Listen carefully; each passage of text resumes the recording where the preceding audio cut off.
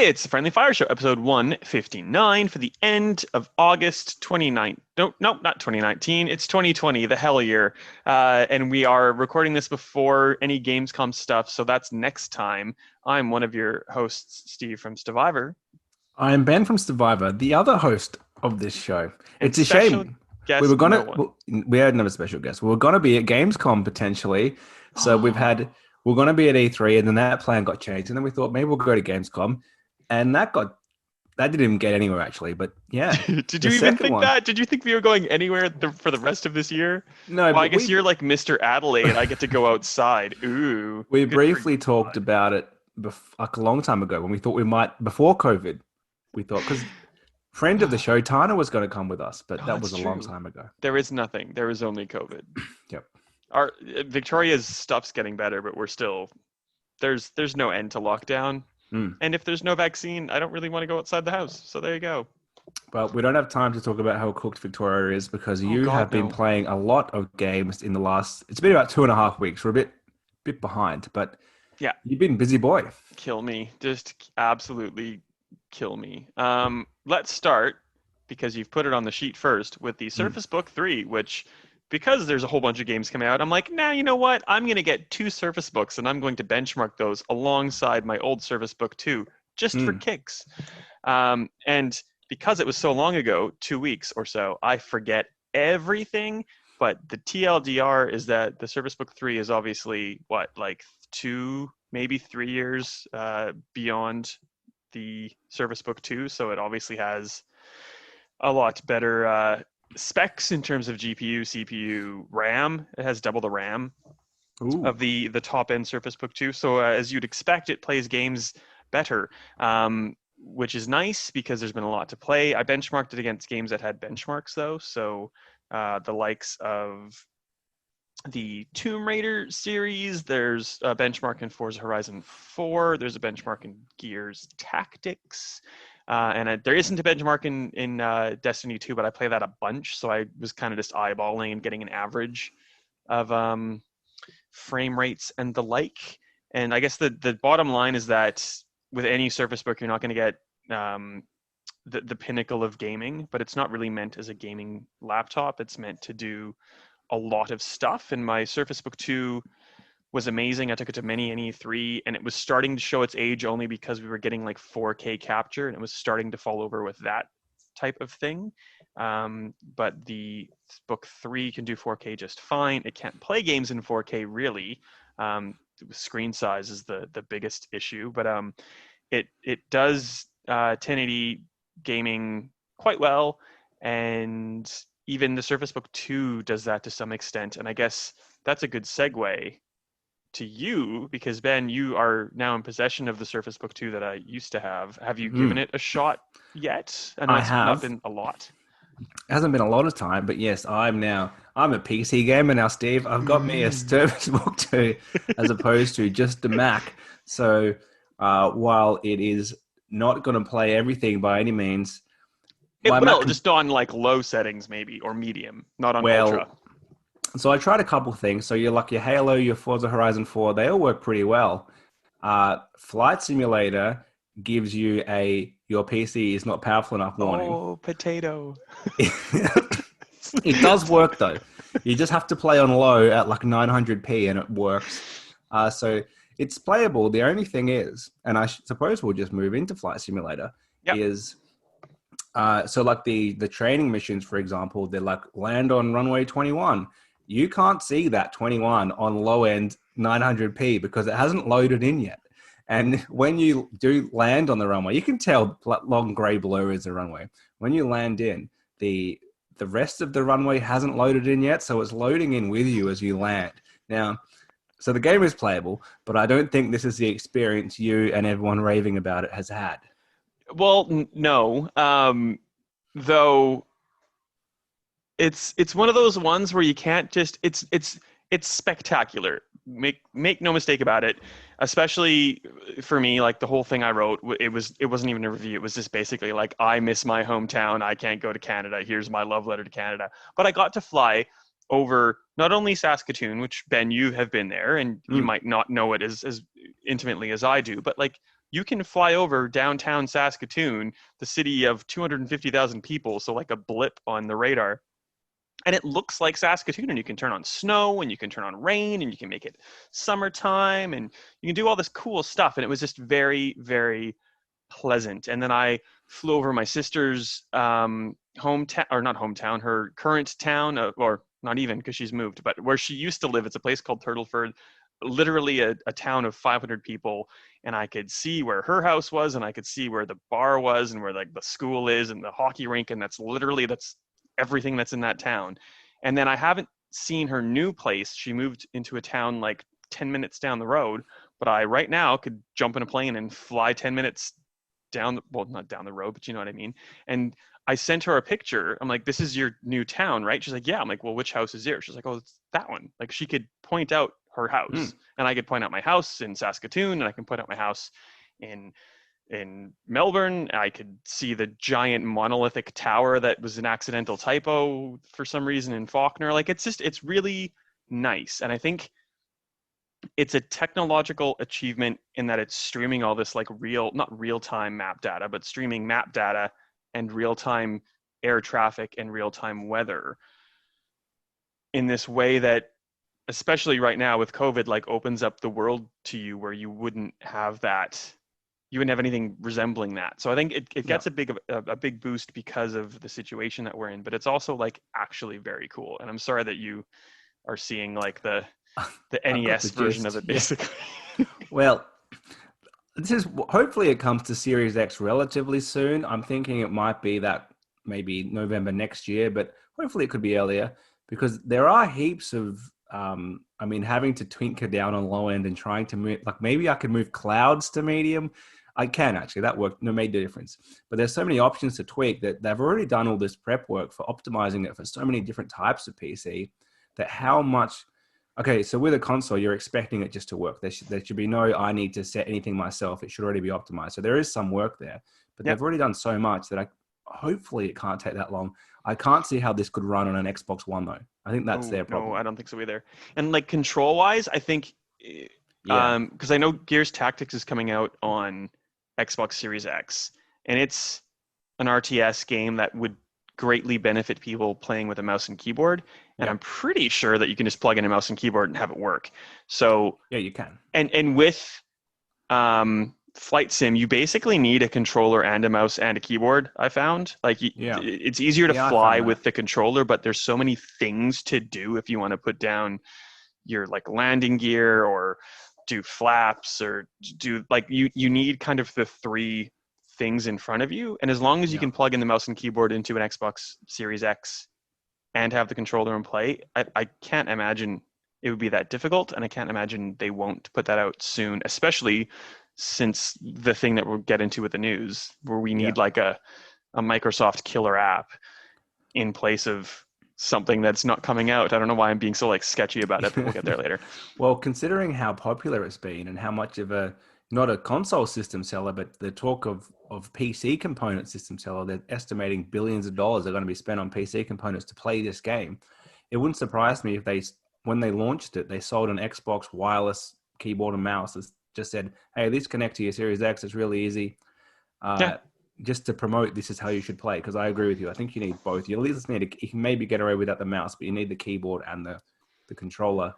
But they're going to have a digital interface for people who don't do that. They're going to have a way that you can only play with a controller, and that might hold them up because, as you say, how do you like put flaps down to 10 like on a controller? You've got so many function keys that they can deal with that. So, well, I'll tell you what, Ben, this is an audio medium, but we're looking at each other via Zoom, so I'm just going to like pan my camera over to this giant set of boxes right there. Like it's literally gigantic. It's bigger than your couch.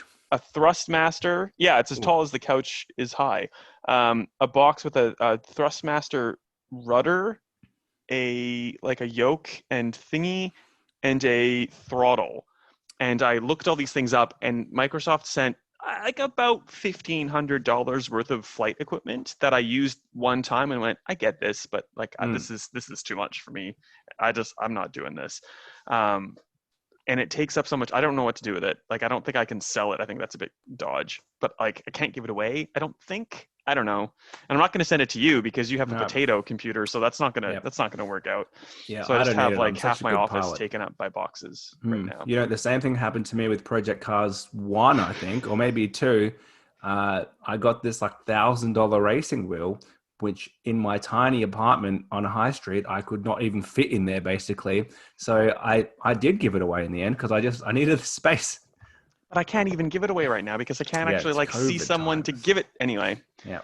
First world problems. Mm. Hopefully, did you try Battletoads on your laptop, or did you just No, play that I on the played that Xbox? on Xbox One X because I can play in 4K. So Did you hate it as much as I hated it? here's the thing: it's not a great game. I I do think there is, but I've kind of enjoyed it a little bit, if that makes sense. I think you played it in the worst possible way. You crunch played it to review it. Yep. How I've had some level of enjoyment is I play literally one stage, like 10 minutes at a time, quit, go back to it the next day. So it's going to take me ages to finish it, but that's the amount that I can tolerate and think this is not too bad. But then I've had enough. How So far have you gotten without I'm giving in away too much to stage, people? I'm in stage two, act two.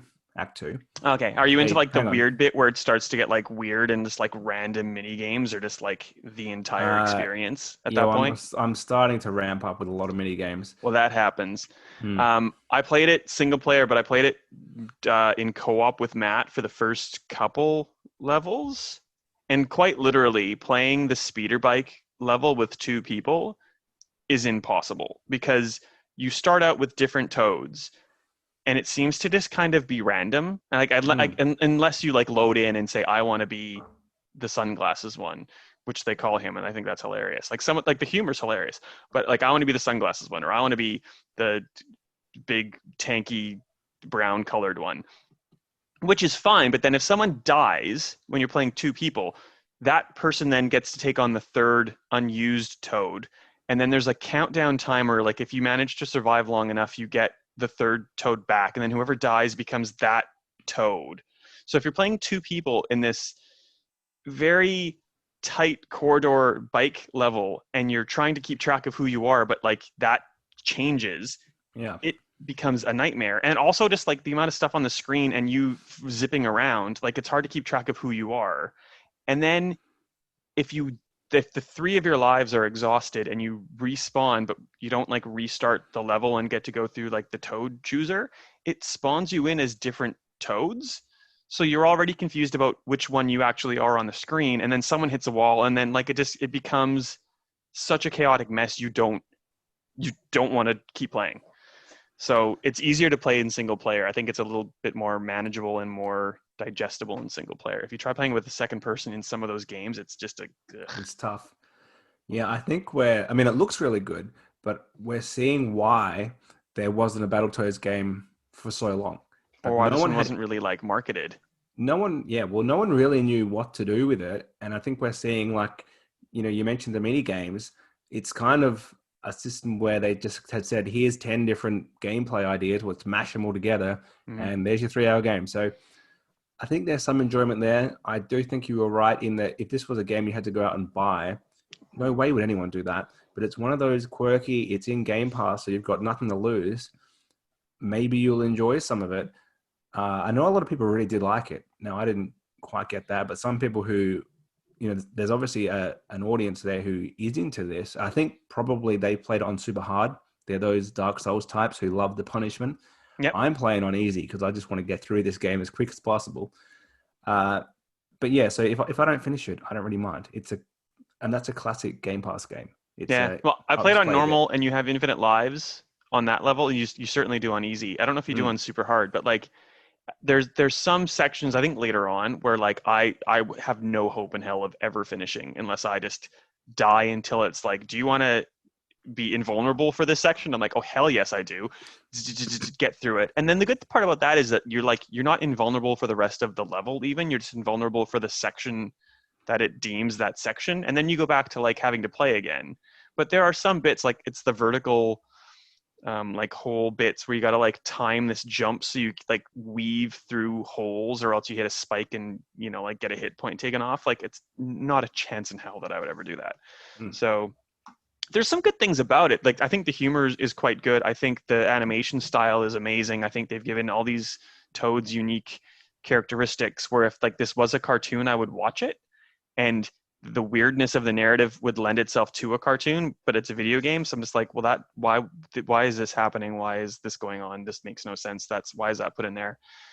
So maybe I was just being too hard. But like you said, like we had a couple days to do it, and I didn't like it. Yep. Eh. Something you did like, and something I'm very excited to play next month, I think, is Mafia 1 Definitive Edition. This one actually being definitive because, of course, Mafia 2 Definitive Edition and 3 Definitive Edition are not definitive at all. They're just... Coat of Paint. Mafia 3 Coat of Paint Edition. And Mafia 3 was garbage, and I've never played a Mafia. And I thought it was you that reviewed it, but I lied. It was, I think you were telling me about it, because I think you'd ended up playing it. Or maybe I'm wrong. Yeah, I definitely played 3. But Jay reviewed it, and I read his review, and I'm like, I trust you guys. If you don't like something, I'm like, yeah, I wouldn't like that because of that. So I just steered well clear. Mafia Definitive Edition is amazing, and I've never had any experience with it. And I played through. We had like I think 3 hours of preview, but also like I don't want to play 3 hours of a game to write a preview, and you can only capture an hour. So I'm like, oh, I'm going to play the first hour. Like if that doesn't make an impression with me, that's its fault. Loved it. Like wanted to play the whole thing, but I'm like, no, because it's coming out soon. Why would I play 3 hours of it when in like half a month I have to play through that 3 hours again and then finish the rest? I'm just going to stop because I'm really excited and I'm going to play through the whole thing as soon as I can. Slick, polished, amazing. It introduces you to the character of Tommy Angelo. His name's Tommy for sure. And he starts off as a cabbie who kind of just like happens to come across some mobsters, and then he gets like brought into this entire like mafioso family. And the story, the characters, like everything about it is super compelling. It looks like it's a Francis Ford Coppola film. Like it's lit perfectly. The cinematics are spectacular. And I'm like, well, this Mafia game must have been really good. Like, I can't believe I missed it. And then I went and looked on YouTube and like watched the cinematics and stuff, and it just looks stupid. The dialogue is PS2 garbage. Game. Like, it's like, oh, I'm going to go over here now. And the cutscene, it's like, you don't need to do that. I get it. Yeah. So like leaps and bounds, everything about this is so much better than the like 30 minutes of the original Mafia that I watched. I guess it's easiest to compare it to kind of like a Grand Theft Auto game, but without the attitude of a Grand Theft Auto game. Like it's similar mechanics in the way that you would work. And probably the biggest criticism I had is that like the cinematics make the car that Tommy's driving look like it's dipping and dodging and weaving, and then you take control of it. It handles like a tank. But I guess like an old car would handle like a tank. So I think it's more of a cinematic problem than a mechanic problem. And then you go on foot and you beat people up with a bat and guns and stuff. Like it's standard, I guess, game stuff, but it looked really cool and it's compelling, and I want to figure out what happens to this dude. I'm very excited to play it. I haven't played the first one either. So Mafia 2 is great. Backwards compatible on Xbox One, or you can play the shitty Definitive Edition, which is somehow worse. Mafia 3, you just called Mafia Definitive Edition slick, polished, and amazing. I would say that's the opposite of what Mafia 3 was at launch. Basically, it was super broken. And there was an article only, or maybe it was last year, somewhere like The Verge, where they did a deep dive into what happened to Mafia 3. And it was the developers had all these great ideas, and the top level management just kept telling them, no, you need to do more dodgy stuff, which is why everything's so gated, because they wanted you to be able to go wherever you want. And in the end, they said, no, you've got to put in more goons to stop people going here. And they just, basically the top people killed it. And they made them make a terrible game in the end, but it was the super top glitchy. Take-Two people then, obviously? Or the executives. Because this is Hangar 13 did Mafia 3, and they've taken on the franchise at that point, and they've done the definitive Mafia 2, which is, like they up-res some textures. But this is like from the ground up a rebuild. And that's why I wasn't really like keen on it. I'm like, it's Hangar 13, they're kind of garbage. But this is smick. I think it wasn't the developer's fault necessarily why 3 turned out so poor. From what I know, Mafia 1 went pretty much under the radar at the time because it was coming out from Take-Two, who obviously also owned Rockstar. And at the same time, GTA 3 came out, more or less the same time. It was within a few months.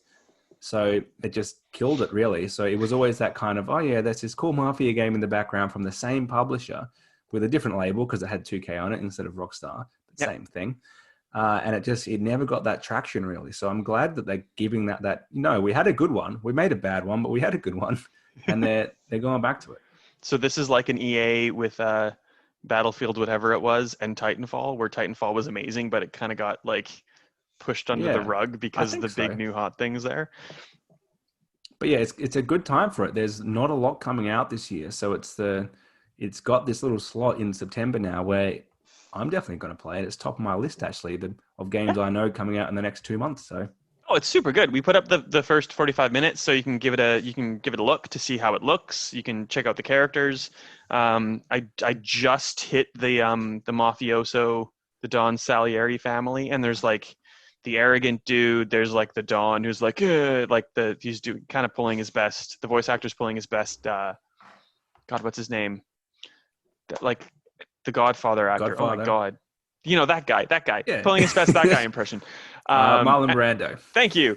And like you go into the garage, you go up to like first you go to the armory and there's like this kind of like he's not super old, but he's like an older guy. He's like, hey, he gives you any trouble, like tell me, I'll like clock him upside the head for you. Here's a Gatling gun. It's like, oh, you're brilliant. And then you go into the garage and there's like this stuttering guy who like you just feel so bad for because he seems like the nicest guy and like everybody just like hangs crap on him and like I'll be your friend, dude. When I become part of this mafia, I'll be your friend.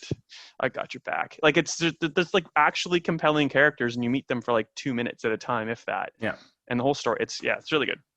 yeah. Well, Mafia 2 was actually quite linear, so I think a lot of people like you made the GTA comparison, but it really pushes you story wise and it's chapter based. So if it's similar to that, it's a lot more story focused than other open world games like this. Yeah, and something like the car stuff wasn't for me, and it's weird. Like the game starts out with like a good solid 20-30 minutes of like drive a car around. It's like, oh, good, thanks. But at the start, you can also say like, I don't want to drive for any longer than I have to. Okay. So you can like get through a little bit of like a narrative kind of like exposition laden conversation, and then like a little tooltip pops up that says like finish drive, and you're like, yes, click down on the D-pad, take me to where I'm supposed to go. So I'm a fan of that kind of stuff. But if you like driving, there's like free roam and all this other stuff that you can do. So sounds good. I want to talk about Control next because it's this weird situation where the embargo hasn't passed when we record, but I might just wait to put this up until the embargo has passed. But also, I think this is indicative of like the entire expansion. It's out. Like by accident, maybe it's maybe not supposed to be, maybe is. Hang on, is it out or is it out on PlayStation? No, it's out on Xbox. I have okay. paid $22.95, and I've gotten through the half of the first mission just to make sure. So it's supposed to be out. Well, I don't know if it's supposed to be out. It's supposed to be on the 27th, but you know when you're in Australia, that mostly means the 28th. The embargo is the 28th of August at 11 a.m. for Australia. But it's like what 7:00 p.m. when this came out on the day before. So I don't know. So I will talk generally. I won't say too much about it in case. Explain to me what this is, because as much as I love Control, you know that I hate DLC. I always never get into it. Ben, So you need to play this. Yes. So the Control AWE DLC might stand for AWE Altered World Event, or it might stand for Alan Wake Experience. And since I have played the entire thing, I can definitively tell you that it could stand for both in equal measures. So it is, as Sam Lake said in like a blog post, so this isn't embargo laden. This is the start of the actual Remedy connected universe where they are weaving in Alan. Well, they already did really with Control, but they are like properly weaving in Alan Wake into Control. And who knows, maybe Quantum Break fits in there too. There's a team at Remedy called Vanguard that's making something that seems to be part of this as well. Like there's all the stuff that I'm going to write about tomorrow morning, probably ahead of the embargo, which by the time we wake up tomorrow might be long past in everybody else's mind, but whatever. It starts, you open up the mission and you know how you had the hotline where you were like walking through the bureau and you'd see like Trench kind of like superimposed over you, like giving some exposition. Yep. It's Alan Wake that does that straight from the get-go in this. So if you love 2010's Alan Wake, and you should, and if you don't, hopefully it's because you haven't played it, and then you should because you love it. It's fully Alan Wake. You play trying to find Alan Wake, and I won't tell you if you succeed or not, but it's amazing. But the only thing that I think I don't like about the DLC is that it seems like it's been affected by COVID. Um, the Foundation DLC that came out was very, very good, but it was its own kind of thing. This one is good in that it has a lot of elements of Alan Wake, like shining a light on the darkness to dissipate it. And also like some really old school control things that didn't make it into any other DLC. Like you can go into those weird little bunkers that were kind of like littered throughout the bureau. You get missions from Audie the janitor to go and like talk to plants and stuff. Like you like all these little like quirks about control that made it so unique and amazing are in this as well. But then they've kind of like thrown in this like horde based mode that seems like they just needed some more content, like put that in. And as amazing as the Alan Wake stuff is, I kind of feel like because they had to develop this separated from one another, and it probably put a strain on, you know, like if they had to film stuff, they couldn't. Like as an example, that's not going to ruin too much. Like the Threshold kids, little like videos that you could stumble upon where they did like puppets, and it was a pretty big production. Like they don't exist in this, and I feel like that's because it would be too hard to get a whole bunch of people from Remedy in the same room to actually make it, if that made sense. So it's super good, but I feel like if this wasn't COVID time, this would have been like twice the expansion that it is, though it's still really, really, really good. And I'm very, very excited about what comes next from Remedy. And it sounds like it's going to be another game, and I won't say anything else about it, but like, so excited. Well, you almost sold me on playing it, but of course, if you could just go to Stevivor and read all the stuff I write about it in if like I would have 12 hours. If I were to play it now, I couldn't play it on Series X because my normal pleb early adopter edition of Control will not be moved over to next gen for reasons we don't understand. It takes you about 5 hours to finish, I think, so you don't need to wait till Xbox Series X to play it. Yeah, those reasons make zero sense. But like, if there's any game that you should ever buy twice, it is Control in my mind. So I'm happy to throw them more money so I can play it with ray tracing on Xbox Series X. And like, not to defend Remedy, but I will. When you think of like a game like NBA 2K and it's like, oh, pay $10 because it's so much better on next gen. Like, I don't necessarily believe that. Where a game like Control, there's no ray tracing, and I don't know how it works like properly, but there's no ray tracing in the Xbox One and PS4 versions, and there is on PC. And playing on PC, it's like night and day amazing looking. And if it's too hard to do that, upgrading it, or if like Remedy needs to get people on there to do it, I would happily give them money to do so, because I can see the difference. Where like in a basketball game, I don't think that's going to be as apparent. So I am defending them, and I kind of hate the practice of making you spend more money for a next gen upgrade, but like I can almost give them a pass, if that makes sense. Yeah, well, they're all shitty in my mind. I think I would have accepted it if they said, hey, if you buy the DLC, you get an automatic upgrade to the Ultimate Edition, therefore you have the next gen version. The fact that they say, if you buy the DLC, you have everything on the Ultimate Edition, you don't get it because you didn't wait to buy it. You bought it when we wanted you to buy it. You didn't wait. So I think it's just shitty to people who bought the game early, but anyhow. Yeah. Well, a new PC guy, I've played Control on on your Surface Book too. It's on Steam. The Steam version is the entire gamut, and it has the ray tracing and stuff. So just consider that. Just saying. And you've played one more game, which is... God, I'm still going to have to talk about games. Okay. Which is not out since for the rest of us. So it's just you, this one, yet again. Oh, yeah. And the embargo is 2 a.m. on Friday. So this podcast is definitely going up Friday morning because I am actually beholden to this embargo. Tell me why. Did you say tell me why? I didn't say what it was, but you can tell me why I should play Tell Me Why. Tell me. Oh, sorry. It is not a Backstreet Boys game, as much as I would love for that to have happened. This game was announced at 2019 in London. It's Don't Nod, the people behind they are behind Tell Me Why, but they're also behind Life is Strange and Life is Strange 2. The big, I guess, marketing thing with this one is that published by Microsoft and Xbox Game Studios, they and Don't Nod consulted with GLAAD because one of the protagonists in the game is a transgender male, and they wanted to get GLAAD to make sure that they were representing this character in an authentic, proper, inoffensive, optimistic way. I got there in the end. That makes sense. Yay. Let's cycle back to, I think most people would have played Life is Strange. If you'd played anything, Life is Strange 2 probably had less of an audience, maybe. Yeah, Life is Strange 2 was better, though, in my opinion. I like Life is Strange 1 more. Oh. But anyhow, let's not get bogged down in that. Gameplay-wise, what are we talking? Are we talking a very similar thing, or are they doing something different here? Similar. I think I likened it more to the tie-in for Life is Strange 2, which was the Adventures of Captain Spirit. So you play as twins, Allison and Tyler Ronan. Allison is the naturally female.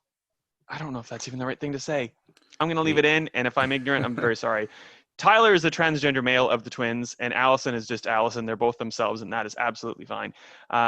You start playing as they come together after a 10-year absence, and they go and look at this really traumatic family experience in their past that caused them to split for 10 years. And they realize that it's not actually as they thought it was, and then that's how I'll put that.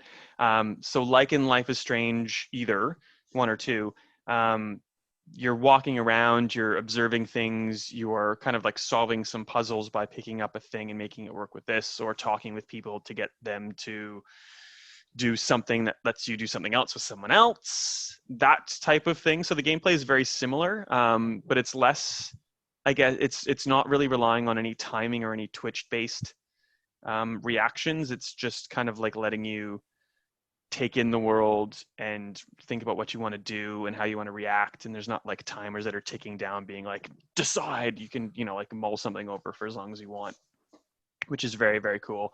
There's not a lot of locations. There's not a lot of like side characters, but because of that, they really get to explore the locations and the people that you interact with. It's in a small town called Delos Crossing in Alaska, so like it kind of makes sense. It's not like you're trapped within like 3 rooms in Seattle or something. You're like in a small town in Alaska, so there's not a lot to do, and it just really lets you go at your own pace. So if you wanted to just breeze through and like hit the objectives, you can, and that's kind of how my husband started playing, but I like exploring, like finding all the collectibles and stuff. So took me about 10 hours and super, super enjoyable.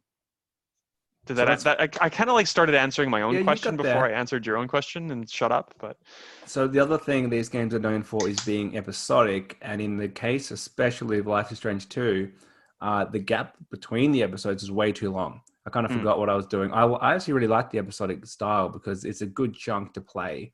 And then you kind of come back, but they were too long between them. In this case, you're getting the whole game, right? Yeah, which is good and bad because like it's done. I've played the whole thing. There's 3 chapters. They're coming out over 3 weeks, which is at least the gap between episodes is not long. And Microsoft and Don't Nod have said that the gap was there to let you finish and then discuss before you moved on. But that like really relies on everybody smashing the episode on the Friday that comes out to like have a discussion to get ready for the next one. So like I don't think like we all engage in like binge watching of a show or something in very different schedules. Like I don't think that quite works. So because it's all done, I think it would have just been better off being released as one big hit. Yep.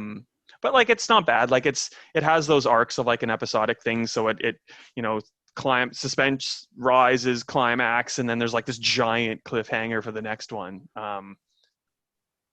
But you're almost better off like if you're so engaged in the story like I was, like just picking it up again. And I think the way that they end a chapter, you could still have like a full game and have that kind of point where someone Yeah. realizes like, okay, that's the big thing for now. I'm going to take a break.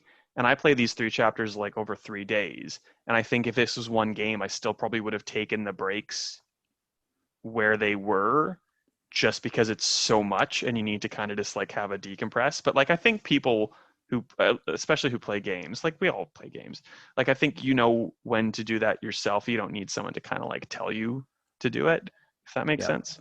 Well, please do write in if you're listening to this and you don't play games. I think it's probably a bit of a trial. This is very much the Netflix model of they don't have to release their shows episodic, so they release most of them all together. But there's the odd show where they still go with the no, we're going traditional. There's just Yeah. some which they still decide either the network who makes it wants to do it like that, or they want to do it like that. So I think it's probably just that it's not a common way for games to go. But let's just see what happens. If you want, Well, you can wait for the whole thing. It's only going to be 3 weeks to wait. So yeah. yeah. Sorry, I keep cutting off. Yeah, that's what I expect. If that wasn't so true, I would be offended. I think normally with a Don't Nod game though, like they aren't ready to release the next episode for a long time, and that was their model was like that because of the way that their studio was set up and because of the resources they had, and that's how they had to do things. Whereas this one was actually done, so I'm just not sure why that model was still placed upon the game if it didn't apply, if that makes sense. So it's weird. I want to ask them about it. Like, was this something that you just had to do because you don't know it and that's how your other games come out, or was it because you actually wanted there to be impact? And you're probably not going to tell me if that's the marketing line and you think differently, but like that line of questioning. I think previously was that they didn't have the funds to fund 5 episodes, so they sold you at the start and they were still working on it and paying for it. Not here, but I think they're just trying it as an episodic thing. Let's see. Will people play week by week? They'll look at the stats. They'll say, will people play week by week, or are people going to play the whole thing in 6 months? And that will determine future games. So for sure, good test. I think it's if you have people around you that will spoil things that play it immediately, just play it so you don't get ruined. But if you can wait until all 3 are out, you're probably better off doing that, so you can just like take it all in as you'd like. I really, really liked it. It's getting a very high score from us. Not that I can talk about. I'm going to do this tomorrow. I gave it a 10. Screw it. And I gave it a 10 because it encouraged exploration. It has a really strong narrative, and something that's really important to me, especially in the wake of things like The Last of Us Part 2. Like, it has strong representation without putting the minorities as pawns, and it doesn't pat itself on the back for putting these minorities out there as well. Like, it's not like, ooh, representation. And for as much as the marketing makes it about like, this guy's a transgender dude and oh my God, that falls to the wayside actually fairly quickly. And there's just so many characters and situations and themes that it's obviously there, but there's so much more. It's just a really nice package, in my opinion. So yay for good storytelling. Can't wait to see that 10 out of 10 on the billboard. So that's exactly why I did it. Oh my God. That's what I thought. Yeah. We're gonna please talk about all the news, and I'm just gonna be quiet. Oh my God. I'm gonna let you you can have a drink after that. That was quite a lot. You must be parched. Yeah. We're gonna have to smash through this because we have gone on a double episode length. And because we were away for so long, we missed the big news. So we're going to have to recap briefly. I realize when people are listening to this, it's going to be post Gamescom or fake game, whatever this is. We'll get to that later. So we're behind that. We're still 2.5 weeks ago when the bombshell dropped that Halo Infinite is delayed. It is not launching with the Xbox Series X. And then there was a weird rumor that it was going to be cancelled on Xbox One and pushed back to 2022 so that Xbox could get away with that because, of course, I said for the first year at least, everything will be cross-gen. And then Xbox came out and basically said, no, it's an Xbox One game. So we don't really know what to expect.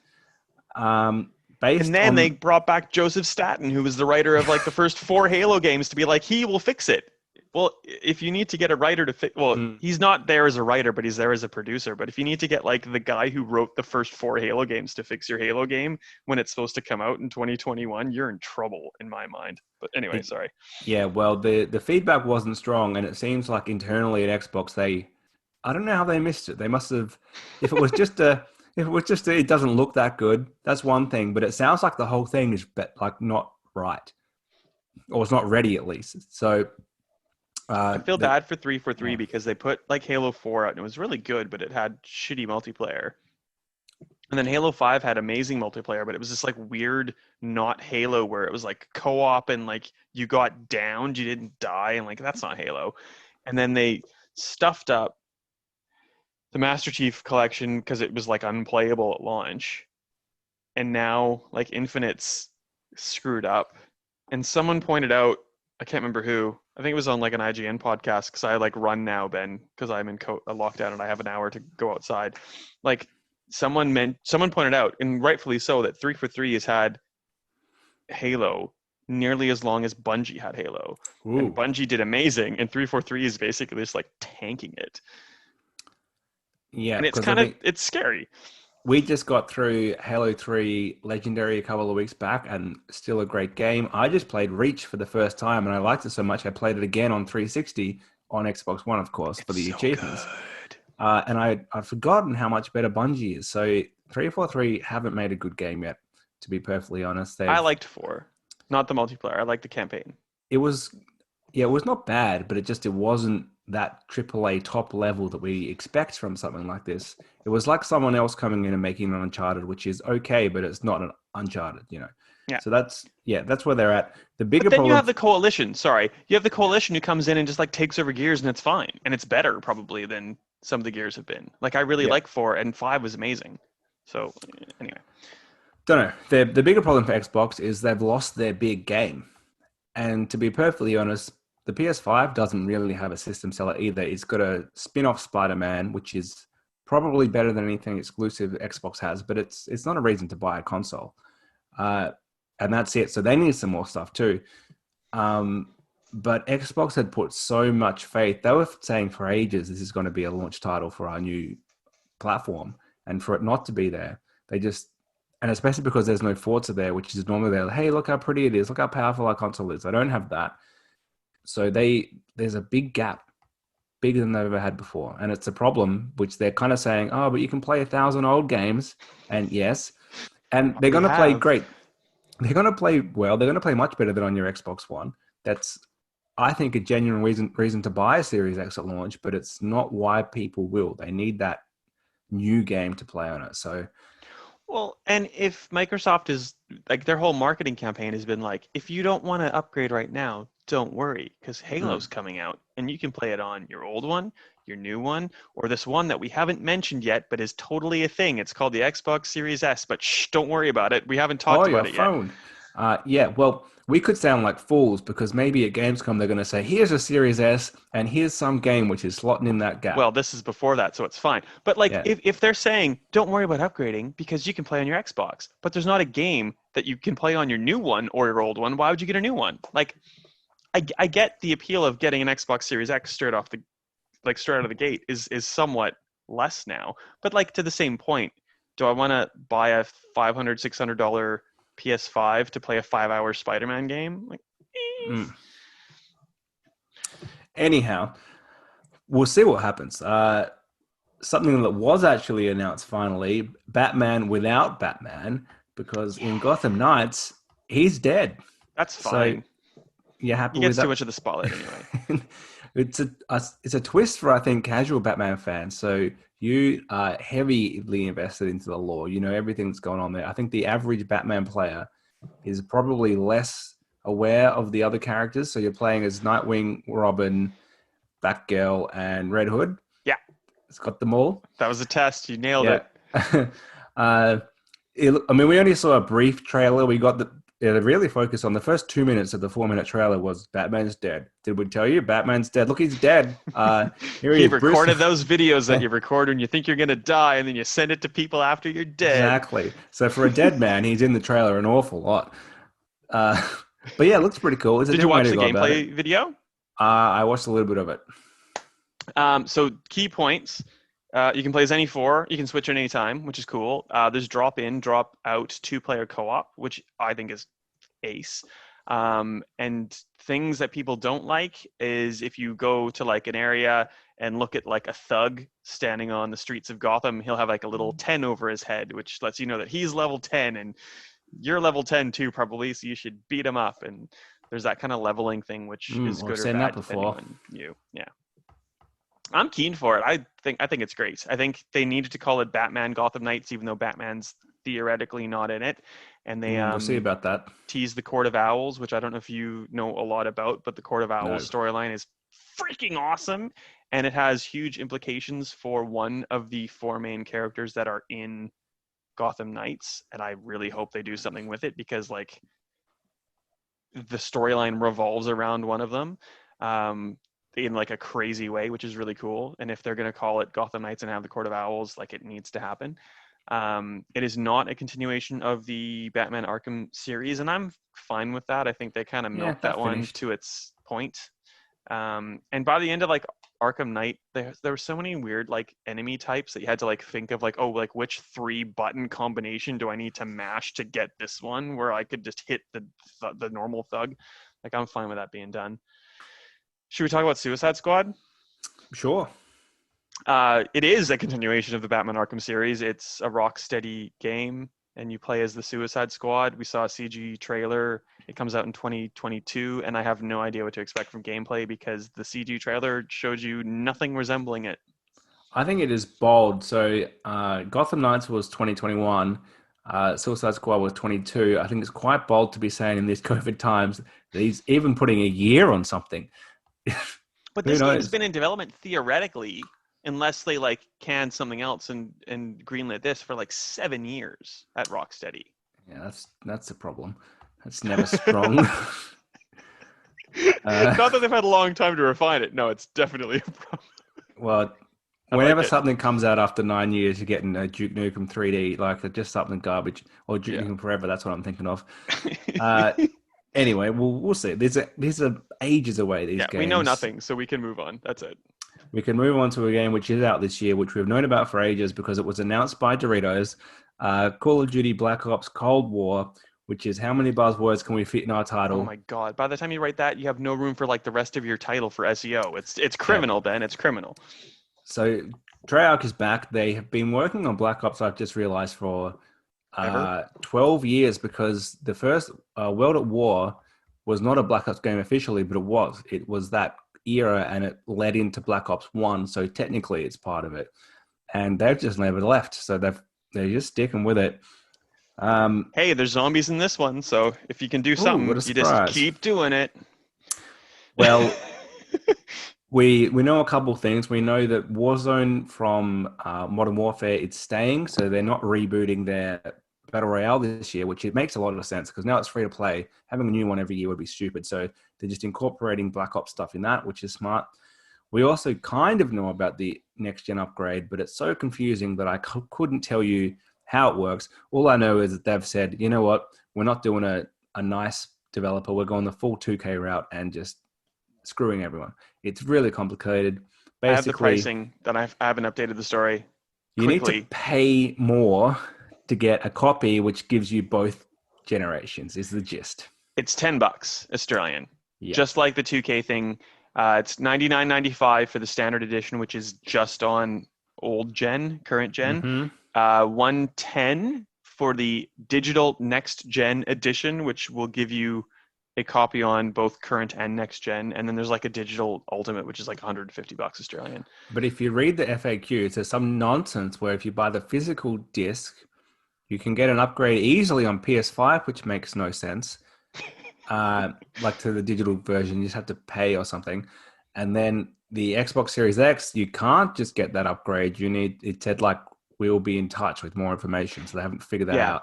That's why Activision has sent me the digital version pricing. If you want an upgrade, buy the digital one and just let it go. If you buy the disc, the Series X game case will say Xbox One, Xbox Series X on it, but that's only because it's backwards compatible. It's not clear how you get that upgrade. No, I think this is the confusion, because I thought I read that FAQ and it said that the Xbox version had a Xbox One disc and an Xbox Series X disc in it. Oh, did it? See, that's the thing. Like, if you need this giant FAQ where like we're confused about what's going on for one damn game, there is a problem. Why would it need 2 different discs? Because the whole thing of smart delivery is you put in one and it will give you the best version. But it's not smart delivery. because you're paying money for it. Smart delivery is free. Yeah. So this is literally, they're giving you 2 copies of the game, because if you put in your Xbox One disc into an Xbox Series X, it'll play the backwards compatible version. That's why. Okay. This is why the FAQ is so damn big. This is the most Activision thing ever. They Ugh. just could not accept that 2K was being the baddest guy so far. They had to go even worse than them. And EA is looking like a pretty good guy at the moment, which is astonishing. Because they, as much as they have some ludicrous, you buy Madden or FIFA or whatever, and you've got 3 months to upgrade, and after that you don't get the free upgrade. At least they're offering it. So, and they're so nice, they won't even put out a next-gen version of NHL because they don't want to make you confused. They'll just put out a current-gen. Exactly. Well, it's much better than this. Well, wait till they charge you like twice for Anthem. Now that they're still trying to fix Anthem, they're just going to charge you for like the game again a second time. And no, like now it's the new and improved version, I swear. They will pay you to take it. Yeah, probably. Well, anyway, we'll move off that because it's just, hopefully it's a good game because it's had we will say quickly, it's had a really troubled development. So it could be hot garbage because obviously Black Ops 4 didn't even have a campaign because they didn't have time to make one, which is ridiculous because it's one of the main pillars of the COD series. And then Sledgehammer is meant to make the game this year. But by all reports, what they were making was so bad, Activision cancelled it and said, just go help Treyarch on the next Black Ops, which was meant to come out in 21. That was before COVID happened. It was meant to come out then. They said, go help then. They're coming out a year earlier. So they've been used to a 3-year cycle for so long, and they've had a 2-year cycle and COVID. 2-year cycle and COVID and new consoles, so they need to make a cross-gen game, basically. The last cross-gen COD was Ghosts, and it was the worst. So, look, I mean, good luck to you, Treyarch, but it's kind of a 3 strikes and you're out situation here. I don't know, because Modern Warfare zombies, is great. Ben. So zombies. Everyone loves zombies. Not that well. I don't get zombies. It doesn't make sense to me. What we may or may not get is a new Switch in 2021. There's another rumor. This rumor has been going on for ages. It's been going on for 3 years that Nintendo is going to do a Pro Switch or a Switch X or a new Switch or a whatever. Yeah. Before we get into that, like really quickly, we didn't cover this initially because VGC, which is one of those outlets that just like puts up all these rumors, and sometimes they get it right and most times they get it wrong. Like they're the ones who led with Halo Infinite's not coming out on Xbox One, and I'm like, get real. Like Microsoft can't afford to do that. Like they're just, it doesn't matter if that's true. They're not going to let that happen. And they launched this new wave of 4K Switch, but then Bloomberg also spoke to sources. So like if Bloomberg talks to people, it's a little bit more legit. Anyway, continue. I'm like, you talk, Ben. I just cut you off again. And I'm like, I'll just keep talking. Sorry. You just love listening back to yourself. And that's a good point, Steve. When you're on your run, listen to your own comments that guy's back. Smart. Who is that? Oh, that's me. Sorry. So the rumor is it's coming out the first quarter, I think, next year, something like that, March, April, which would give us 4 years after the original Switch.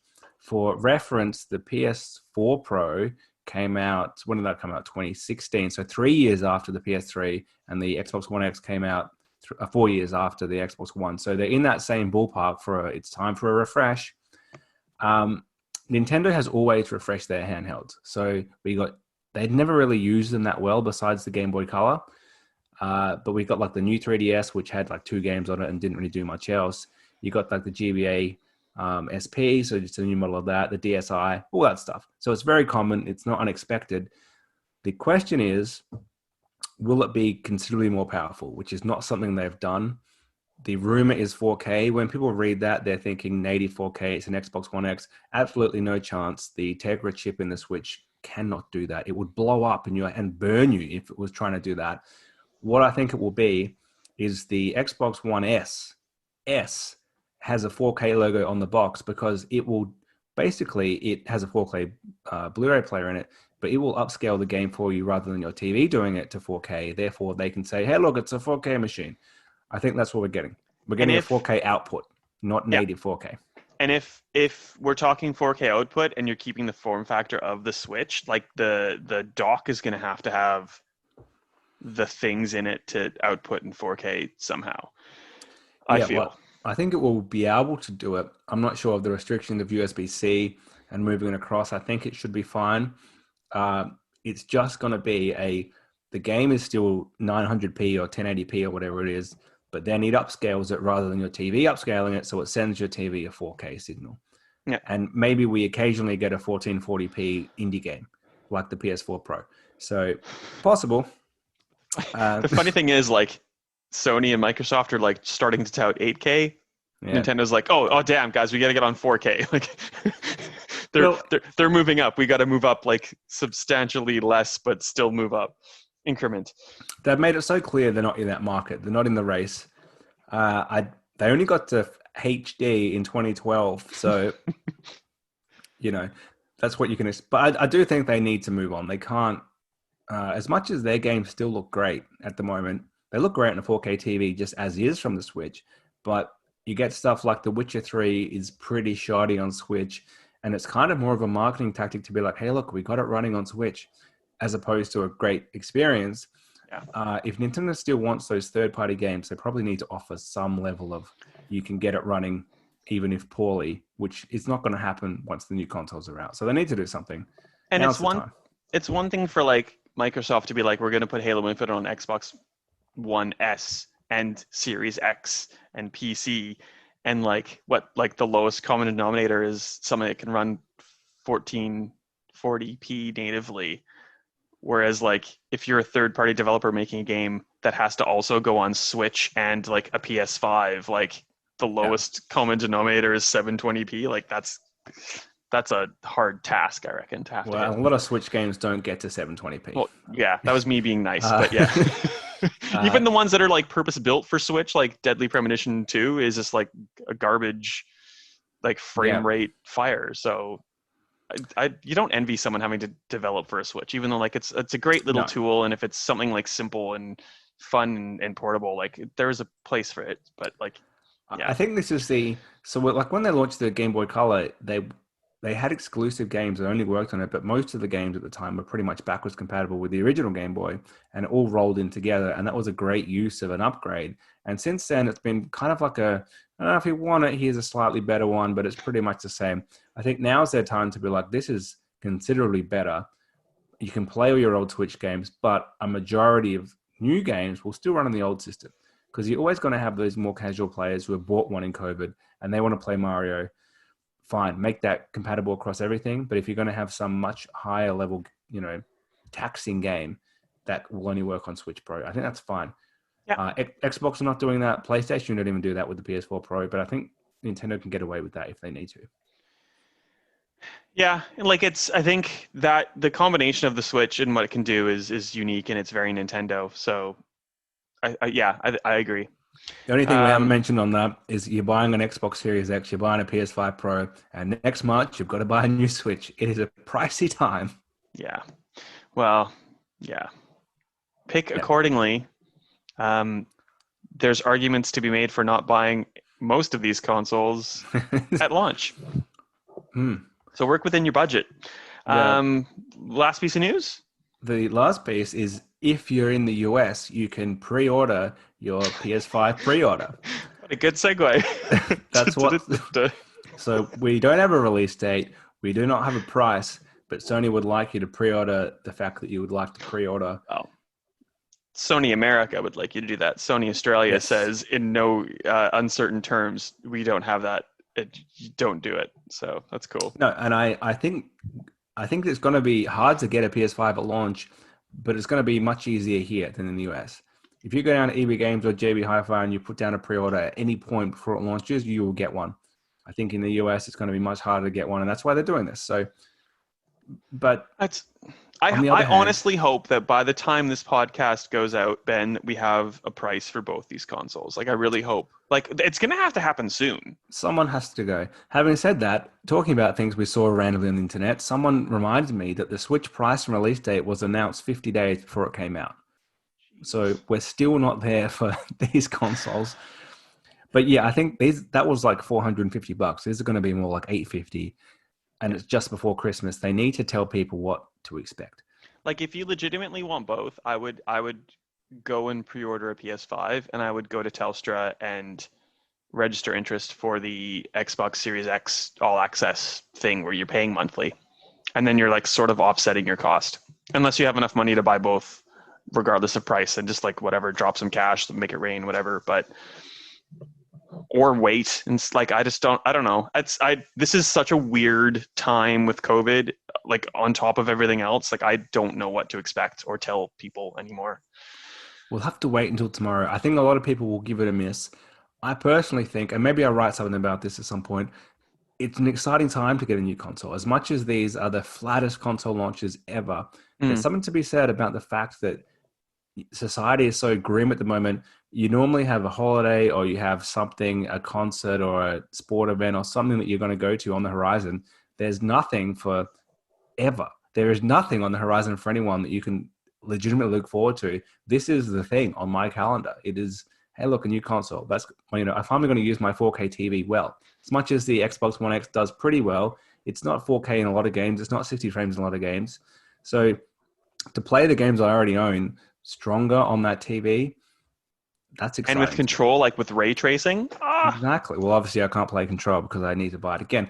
But I will anything buy it else, for you. I want you to experience the ray tracing control. I think there's still something to be said about the time it's launching in. These probably have the flattest launch lineups ever. They probably have the least noticeable from a marketing point of view. Normally, they can just say, "Look how pretty this looks," but games already look great. Yeah, But there's something to be said about the time it's launching in, and new hardware is always exciting. That it is worthwhile getting one of these. Maybe not both. yeah. Normally, Pick people one. as into it as us would say, "I'm going to get both," as we did for the last console launch. Maybe this is the one where you think, "I'm just going to get the one which I have." To be honest, you should get the one that you have the most current gen games on because that's mostly what you're going to be playing. Yeah, unless you don't have a lot of games, and then like that's where Game Pass actually does Mm. come in and provides a benefit. But if you have trophies and you want to keep your trophy count going, and like you want to play like a lot of these, not a lot of these consoles have games that are third party that are like really going to bolster the library for a good long time. Like Valhalla is going to look, the Assassin's Creed Valhalla is going to look the same on both. Yep. So is Watch Dogs Legion. So it's like I'm just thinking of Ubisoft games, but you know what I mean. Like, Ubisoft saving this console launch. That's the kind of bar. They've got two big games as opposed to everyone else with one or none. well, yeah. So I don't know. Maybe when we have pricing coming out soon, we'll have a difference of opinion and we can talk about it That's next true. time, Ben. I look forward to that on our next episode, whenever it may be. It could even be in a week. We might have to follow up Well, Gamescom news if if there's big news. yeah, yeah. I I just don't want know to if you'll break, make Ben. I'm it. so tired. Okay, you go have a nap. How do I'm we gonna find go. you on the internet? Well, I am Ben_Salter on Twitter when I can access Twitter. I'm not trying to fly on low res on my plane. That's what I'm going to go do. I'm going to go try and fly somewhere. I don't know if I'll make it. How do we find you? I'm sitting on the Melbourne Monolith in Faulkner, which is northeast of the Essendon Airport, or really the Tullamarine Airport. That's right, AU. I don't know. Blech. All right, I'll end us here then. Fantastic episode. We need to be more sprightly than that. We'll see you next time.